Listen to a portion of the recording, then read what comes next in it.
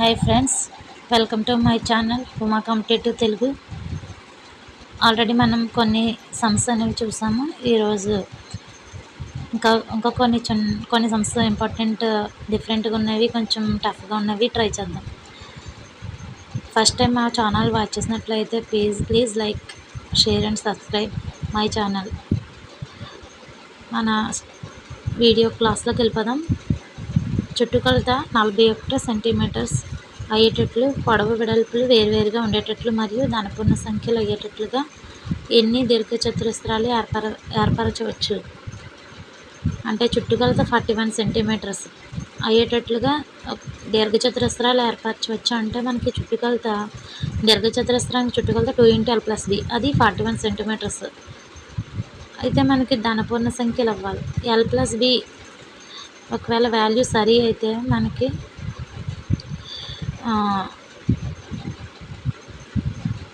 ఇక్కడ L + B సరి సంఖ్యలు బై 2 చేస్తే మనకి దీర్ఘచతురస్రాలు సరి సంఖ్యలో వస్తాయి. అలాగే బేస్ సంఖ్య వచ్చిందనుకోండి, L + B వాల్యూ బేస్ సంఖ్య -1/2 చేస్తే అన్ని దీర్ఘచతురస్రాలు వస్తాయి అన్నమాట. ఇప్పుడు మనకి ఫర్ ఎగ్జాంపుల్ 2 × L + B ఉంది. దీని నుంచి L + B ఫైండ్ అవుట్ చేద్దాం. L + B వాల్యూ మనకి 41/2 అంటే 20.5. ఇది మనకి ఒక సరి సంఖ్య కూడా రాలేదు, బేస్ సంఖ్య కూడా కాదు. సో ఇది ఒక డెసిమల్ పాయింట్లో వచ్చింది కాబట్టి మనకి దీర్ఘచతురస్రాలు అనేవి ఏర్పరచదు.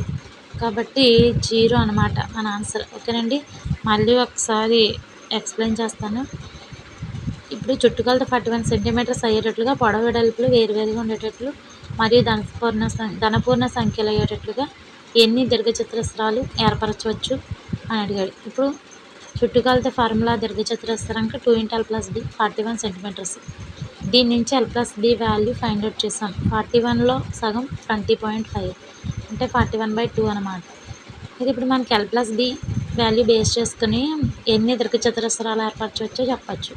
L + B ఒకవేళ సరి సంఖ్య వస్తే సరి సంఖ్య బై 2 చేస్తే మనకి ఎన్ని అయితే ఉంటాయో ఎన్ని దీర్ఘచతురస్రాలు చెప్పచ్చు. అలాగే L + B బేస్ సంఖ్య వస్తే బేస్ సంఖ్య -1/2 చేస్తే అన్ని దీర్ఘచతురస్రాలు ఏర్పడతాయి అన్నమాట. కాబట్టి ఇది 20.5 అనేది డెసిమల్ నెంబర్ కాబట్టి బేస్ సంఖ్య కాదు, సరి సంఖ్య కాదు కాబట్టి 0 అన్నమాట మన ఆన్సర్.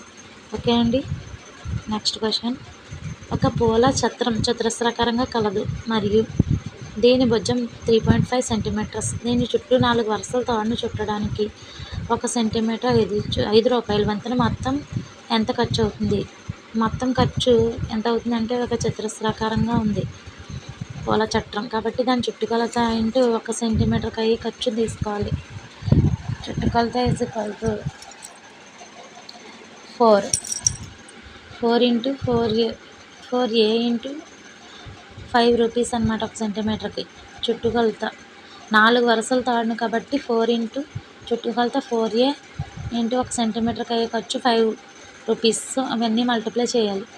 చేస్తే 280 రూపీస్ వచ్చిందనమాట మన ఆన్సర్. అంటే 4 వరుసలు ఉన్నాయి కాబట్టి 4 × అలాగే మనకి స్క్వేర్ కదా, ఇది చతురస్రాకారం కాబట్టి 4A 4 × 1 సెంటీమీటర్కి అయ్యే ఖర్చు మనం తీసుకోవాలి. ఓకే అండి, నెక్స్ట్ క్వశ్చన్. ఒక చతుర్భుజం యొక్క ఒక కర్ణం మరియు దాని పైకి గీసిన లంబాల పొడవులు వరుసగా 4:3:2 నిష్పత్తిలో కలవు. ఆ చతుర్భుజ వైశాల్యం 1000 చదరపు సెంటీమీటర్లు అయితే దాని కర్ణం పొడవు కనుక్కోండి. ఇక చతుర్భుజం కర్ణాలు మరియు వాటి యొక్క ఎత్తులు D1:H1:H2 అని తీసుకుంటే లంబాలు H1:H2 అవుతాయి. ఓకే, సో చతుర్భుజం యొక్క వైశాల్యం D/2 × H1 + H2. అది ఆల్రెడీ మనకి 1000 ఇచ్చారు కాబట్టి D/2. D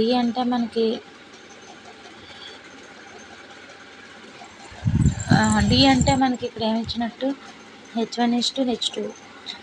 ఒక కర్ణం 4x/2 అని తీసుకుందాం. 4x కర్ణము 4x, ఇక్కడ 3:2 అంటే అవి లంబాలు D1 D2 3:2 అనమాట. సారీ, H1 ఏమో 3, H2 ఏమో 2. ఇవి H1 + H2 అంటే 5x. D అంటే మనకి 4 అనమాట. 4x/2 అంటే 2x అవుతుంది. = 1000. 10 into X square equal to 1000 అయితే ఎక్స్ 10 సెంటీమీటర్స్. కర్ణం పొడవు మనకి కర్ణం పొడవు 4 ఇంటూ ఎక్స్ కాబట్టి 40 సెంటీమీటర్స్ ఈజ్ అవర్ ఆన్సర్. ఓకేనండి. నెక్స్ట్ క్వశ్చన్ 108 మీటర్స్ పొడవు 72 మీటర్స్ వెడల్పు గల ఒక దీర్ఘచతురస్రాకార ఫ్లాట్ కలదు. అంటే ఒక దీర్ఘచతురస్రాకార ఫ్లాట్ యొక్క పొడవు వెడల్పు ఇచ్చాడు. దాని కనిష్ట చతురస్రాకార ఫ్లాట్స్గా విభజిస్తే ఒక్కొక్క ఫ్లాట్ విస్తీర్ణం ఎంత? సో కనిష్టంగా చతురస్ర ఫ్లాట్ని విభజించారు. అప్పుడు ఫ్లాట్ యొక్క విస్తీర్ణం ఎంత అవుతుంది అంటే ఇప్పుడు 108 72ని గాసాబా తీసుకుంటే ఇది గాసాబా, ఇది ఎల్సిఎం టైప్లో వేసిన గాసాబా ఇవి సేమ్ రెండు నెంబర్స్ కూడా ఒకే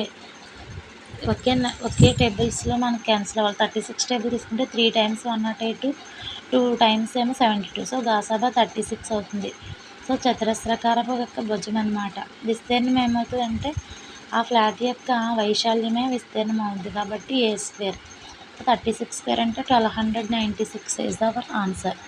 ఓకేనండి. నెక్స్ట్ క్వశ్చన్ చతురస్రం యొక్క భుజం పొడవు 72 సెంటీమీటర్స్. దీని చుట్టుకొలతకు సమానమయ్యే దీర్ఘచతురస్రం యొక్క పొడవు 80 సెంటీమీటర్స్ అయితే రెండింటి వైశాల్యాల మధ్య భేదం ఎంత? చతురస్రం యొక్క భుజం పొడవు ఇచ్చారు అంటే ఏ ఇచ్చాడు. అప్పుడు చుట్టుకొలత ఏమవుతుంది? దీర్ఘచతురస్రం యొక్క పొడవు కూడా ఎల్ ఇచ్చారు 80 సెంటీమీటర్స్. సో చుట్టుకొలత దీర్ఘచతురస్రపు చుట్టుకొలత మరియు ఇక్కడ చతురస్ర చుట్టుకొలత రెండు ఈక్వల్ చేయండి. ఇప్పుడు 4a దీర్ఘచతురస్ర చుట్టుకొలత ఏమో 2 ఇంటూ ఎల్ ప్లస్ డి. చతురస్రానికి చుట్టుకొలత 4a. ఇవి రెండు ఈక్వల్ చేస్తే ఇక్కడ 2 టేబుల్ క్యాన్సిల్ అవుతాయి. ఇక్కడ ఇటువైపు లెఫ్ట్ సైడ్ 2a ఉంది. ఇక్కడేమో ఎల్ అంటే మనకు ఆల్రెడీ 80 తెలుసు plus D equals to 2 into 72. 2a కదా, ఏ అంటే 72 కదా కాబట్టి 272 144. సో 80 ప్లస్ బి 144 వచ్చింది. దీని నుంచి 144 మైనస్ 80 అంటే బి వాల్యూ 64 సెంటీమీటర్స్. అంటే దీర్ఘచతురస్రం యొక్క వెడల్పు 64. సో వైశాల్యం మనం ఏరియా కనుక్కోవాలి. వైశాల్యం ఎల్ ఇంటూ బి, దీర్ఘచతురస్రం యొక్క వైశాల్యం ఎల్ ఇంటూ బి 80 ఇంటూ 64 చేస్తే 5120 వచ్చింది. సో ఈ సమ్స్ చాలా ఇంపార్టెంట్. ఒకసారి ప్రాక్టీస్ చేసుకోండి, ఏదైనా బుక్లో నోట్ చేసుకోండి. అలాగే చతురస్ర వైశాల్యం కూడా మనం ఫైండ్ అవుట్ చేయాలి. ఎందుకంటే మనం రెండు వైశాల్యాల భేదం అడిగారు కాబట్టి. చతురస్రం భుజం 72 తెలుసు మనకు కాబట్టి 72 స్క్వేర్. చతురస్ర వైశాల్యం 72 స్క్వేర్ అంటే 5184. వైశాల్యాల భేదం అంటే సబ్ట్రాక్షన్ చేయాలి. అంటే 184 మైనస్ 5120 చేస్తే 64. So 64 is the answer. Okay. Next question ఒక లంబకోణ త్రిభుజం యొక్క కర్ణం పొడవు ఇచ్చాడు. లంబకోణ త్రిభుజం కర్ణం పొడవు 39 సెంటీమీటర్స్. అంటే ఇది ఒక లంబకోణ త్రిభుజం తీసుకున్నాం. దీని కర్ణం పొడవు 39 మరియు మిగిలిన భుజాల మధ్య భేదము 21 సెంటీమీటర్స్. అంటే ఇది ఈ భుజంకి ఈ భుజానికి మధ్య భేదం 21 సెంటీమీటర్స్ అయితే దాని వైశాల్యం కనుక్కోండి. ఇప్పుడు కర్ణం ఇచ్చారు కదా, దాన్ని మల్టిపుల్గా రాసుకోండి. 3 ఇంటూ 13 ఫ్యాక్టరైజేషన్లో అంటే 3 ఇంటూ 13 వచ్చింది. అలాగే ఇక్కడ మనకి 13 అంటే మనకి పైథాగరన్ ట్రిప్లెట్స్ ఉన్నాయి కదా, 13 యొక్క ట్రిప్లెట్స్ 12 ఒకటి 5 ఒకటి. సో ఇక్కడ ఆల్రెడీ మనకి 13తో పాటు 3 మల్టిపుల్ అవుతుంది కాబట్టి వీటికి కూడా ఇంటూ 3 చేయండి. వీటికి కూడా 12 3 36 అవుతుంది. ఇక్కడ 5 3 15.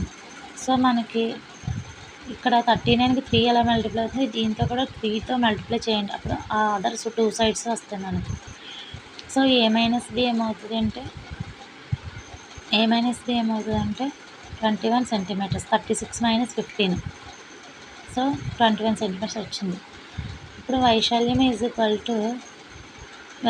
ఈక్వల్ టు హాఫ్ భూమి ఇంటూ ఎత్తు. హాఫ్ ఇంటూ భూమి 15, ఎత్తు 36. సో దీని నుంచి 270 చదరపు సెంటీమీటర్స్. సో మన ఆన్సర్ అది. ఓకేనండి. నెక్స్ట్ క్వశ్చన్ ఒక తీగతో 484 చదరపు సెంటీమీటర్ల వైశాల్యం గల చతురస్రంగా వంచాను. ఒక తీగను 484 చదరపు సెంటీమీటర్ల వైశాల్యం గల చతురస్రంగా వంచితే అదే తీగతో ఒక వృత్తాన్ని తయారు చేస్తే ఆ వృత్త వైశాల్యం ఎంత? అంటే మనకి ఈ చతురస్రం యొక్క వైశాల్యము అలాగే వృత్తం యొక్క వైశాల్యాలు చుట్టుకొలతలు రెండు సమానం. అంటే చతురస్ర చుట్టుకొలత వృత్త చుట్టుకొలత సమానం అన్నమాట. సో వృత్తం చుట్టుకొలత అంటే వృత్త పరిధి, దాన్ని 2πr అంటాం. అలాగే చతురస్ర చుట్టుకొలత 4a. ఓకేనండి. నెక్స్ట్ 2πr అంటే 2 × π 22/7 × r = 4 మనకి ఏ అంటే మనకి భుజం ఎంత అయింది 484 అనేది ఏరియా అంటే 484 కాబట్టి దీని నుంచి భుజము 22 అవుతుంది. దీని నుంచి 22. సో r = మనకి 14 సెంటీమీటర్స్. సో వృత్త వైశాల్యం πr². ఫార్ములా యూజ్ చేస్తే π అంటే 22/7, r² అంటే 14 × 14. సో 7 టేబుల్ క్యాన్సిల్ అయితే 14 టైంలో 2 టైమ్స్ రిమైనింగ్ మల్టిప్లై చేస్తే 616. సో మన ఆన్సర్ 616. ఓకేనండి. Next question.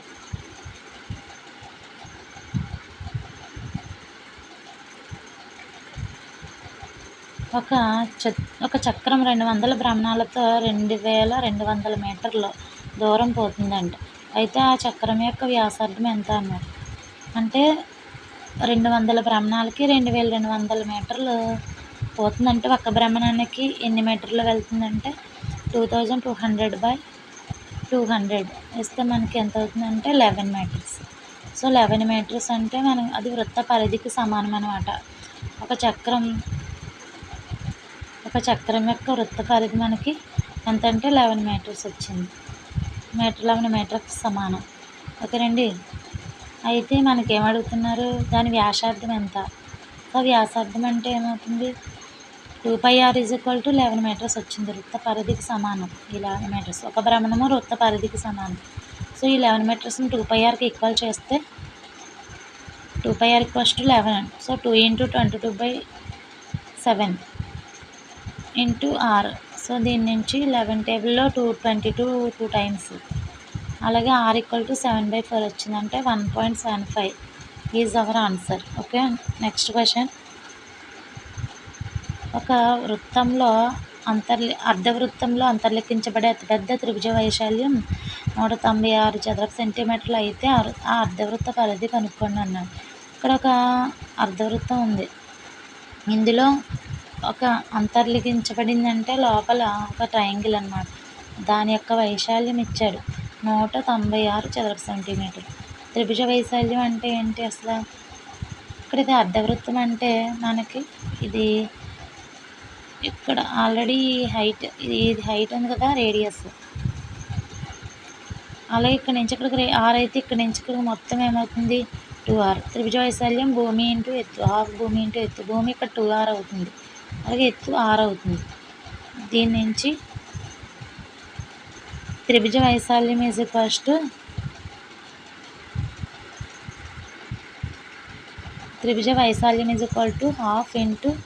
2r × r అయింది. దీని నుంచి r². కానీ అతిపెద్ద త్రిభుజ వైశాల్యం 196 అని ఇచ్చారు కాబట్టి దీని నుంచి r² 196, r 14 అయింది. 14² అంటే 196 కాబట్టి. సో అర్ధవృత్త పరిధి కనుక్కోమన్నారు. సో అర్ధవృత్త పరిధి సూత్రం 36/7 × r తీసుకోవాలి. కానీ వృత్త పరిధి అంటే 2πr/2 అంటే πr. కానీ అర్ధవృత్త పరిధి అయితే మాత్రం 36/7 × r ఇస్ ద ఫార్ములా అండి. ఇది ఈ ఫార్ములా చాలా ఇంపార్టెంట్, పెట్టుకోండి. 36/7 × r మనకి 14 వచ్చింది. సో 7 టేబుల్ క్యాన్సిల్ చేస్తే 14 2 times. 36 2s are 72 centimetres. 72 is the answer. Okay అండి. Thanks for watching. ఇంకా మరిన్ని ఇంపార్టెంట్ సమ్స్ మీకు నెక్స్ట్ వీడియోలో షేర్ చేస్తాను. Thanks for watching. Please like and share, subscribe my channel. Thank you.